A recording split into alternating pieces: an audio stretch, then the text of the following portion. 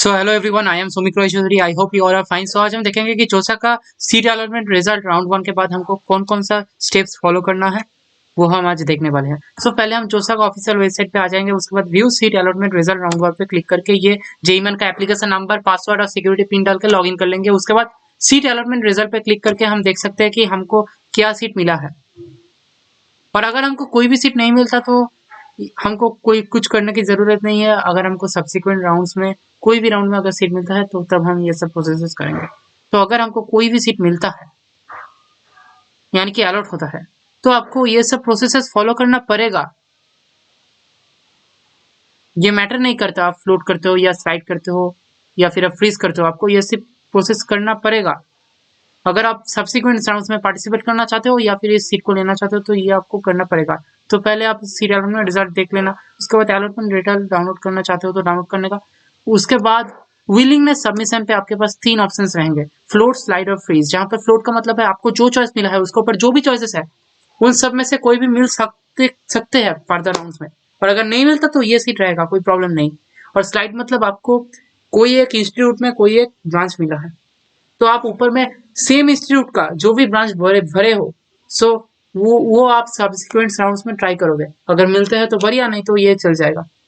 यानी कि अगर आपको इस राउंड में आईआईटी बॉम्बे का मैकेनिकल इंजीनियरिंग मिला है सो ऊपर में आप IIT Roorkee, IIT Kharagpur, IIT Guwahati और बाकी सब आईआईटी कानपुर, मद्रास ये सब भर दिए हो कंप्यूटर साइंस। और ऊपर आईआईटी बॉम्बे का इलेक्ट्रिकल है, उसके ऊपर आईआईटी दिल्ली का कंप्यूटर साइंस, उसके ऊपर आईआईटी बॉम्बे का कंप्यूटर साइंस। तो आप चाहते हो कि आईआईटी बॉम्बे में ही आपका एडमिशन हो तो आप स्लाइड कर सकते हो ताकि आपको अगर हो सके तो इलेक्ट्रिकल या फिर कंप्यूटर साइंस में सीट मिल सकता है, नहीं तो मैकेनिकल रहेगा।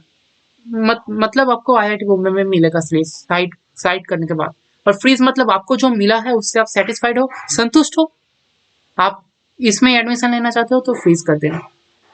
उसके बाद अपलोड डॉक्यूमेंट्स पे जाके आपको कुछ कुछ चीजें अपलोड करना पड़ेगा, जैसे आपका क्लास 10 का सर्टिफिकेट या फिर बर्थ सर्टिफिकेट, ताकि आपका डेट ऑफ बर्थ पता चले।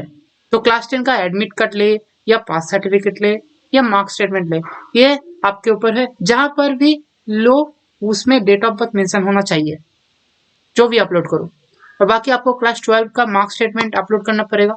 और बाकी स्टेट ऑफ एलिजिबिलिटी में आप क्लास 12 का मार्कशीट या फिर पासिंग सर्टिफिकेट अपलोड कर सकते हो ताकि आपका स्टेट ऑफ एलिजिबिलिटी पता चले।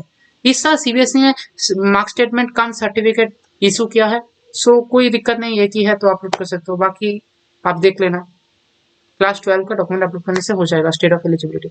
और बाकी एक मेडिकल सर्टिफिकेट अपलोड करना पड़ेगा जो आपको जोसा के एनेक्सस 7 में मिल जाएगा बिजनेस रूल्स में। तो उसको आप प्रिंट आउट करवा के कोई भी मेडिकल प्रैक्टिशनर के पास जाके गवर्नमेंट रजिस्टर्ड उसके पास वो फिलअप करवा के अपलोड कर सकते हो। और बाकी आप अगर कैटेगरी का स्टूडेंट हो तो आपको आपका कैटेगरी सर्टिफिकेट भी अपलोड करना पड़ेगा। उसके बाद आ जाते हैं हम सीट एक्सेप्टेंस फी पेमेंट। सो सीट एक्सेप्टेंस फी पेमेंट के पहले हमको कुछ चीजें बैंक डिटेल्स भरना पड़ेगा। वो हम जिस मोड से पेमेंट करते हैं, जिस बैंक अकाउंट से, वो और जो हम डिटेल्स प्रोवाइड करते हैं वो सेम हो ये जरूरी नहीं है। वो है अगर आपको जोसा के थ्रू, जोसा आपको अगर कोई रिफंड भेजना चाहे फ्यूचर में कोई अगर हो तो वो उस बैंक में आपको भेज सके, इसलिए आपका bank account holder name, bank details सब कुछ लेगा, आईएफएस कोड ये सब। और एक कैंसिल चेक या फिर एक पासबुक का फर्स्ट पेज या फिर एक स्क्रीनशॉट लगेगा ऑनलाइन बैंक अकाउंट का, आप कैंसिल चेक अपलोड कर देना ताकि आपको अगर फ्यूचर में कोई रिफंड लेना हो जो सक्सेस हो उस रेकॉर्ड में आ पाए। उसके बाद पे क्लिक करके आप पे कर सकते हो। सो पे कितना करना होगा, आप अगर जनरल हो, जनरल ईडब्ल्यूएस हो या फिर ओबीसी एनसीएल हो तो आपको 35,000 पे करना पड़ेगा। और अगर आप एससी एसटी और पीडब्ल्यूडी हो तो आपको 15,000 पे करना पड़ेगा। और इन सीट एक्सेप्टेंस फी 35,000 में से 2,000 रुपीज जोसा चार्ज करेगा और बाकी 33,000 आपका फाइनली अलॉटेड कॉलेज में चला जाएगा। यह सब प्रोसेस कंप्लीट करने के बाद आपको डॉक्यूमेंट वेरिफिकेशन स्टेटस में दिखाएगा document verification is under process. So document verify होने में थोड़ा टाइम लगेगा। और अगर आपको डॉक्यूमेंट वेरिफिकेशन ऑफिसर कोई क्वेरी रेज करे तो आपको उसको रिस्पॉन्ड करना पड़ेगा। तो कहाँ पर क्वेरी रेज कर सकता है, तो आप चारों जगह पे चेक करना, ये जोसा का कैंडिडेट का पोर्टल में, और आपका रजिस्टर्ड मोबाइल नंबर में कोई टेक्स्ट मैसेज तो नहीं आया ये भी चेक करना, और आपका रजिस्टर्ड ईमेल आईडी पे चेक करना, और संदेश ऐप पे भी चेक करना होगा। तो इन चारों जगह पे आप चेक करना कि आपका कोई क्वेरी तो रेज ना हो जाए। तो सब कुछ होने के बाद यहाँ पे डॉक्यूमेंट वेरीफाइड हो जाएगा। सो डॉक्यूमेंट वेरिफिकेशन होने के बाद यहाँ पर डिस्प्ले होगा कि verified and seat confirm, kindly download the document verification cum seat acceptance letter, जो आप यहाँ से डाउनलोड कर सकते हो। तो ये था एक सिंपल प्रोसेस, कुछ टफ नहीं है ये। तो अगर आपका फिर भी कोई भी डाउट है इसके रिगार्डिंग तो आप कमेंट में बता सकते हो। बाकी अगर चैनल पर नए हो तो सब्सक्राइब कर दीजिए। Thank you for watching.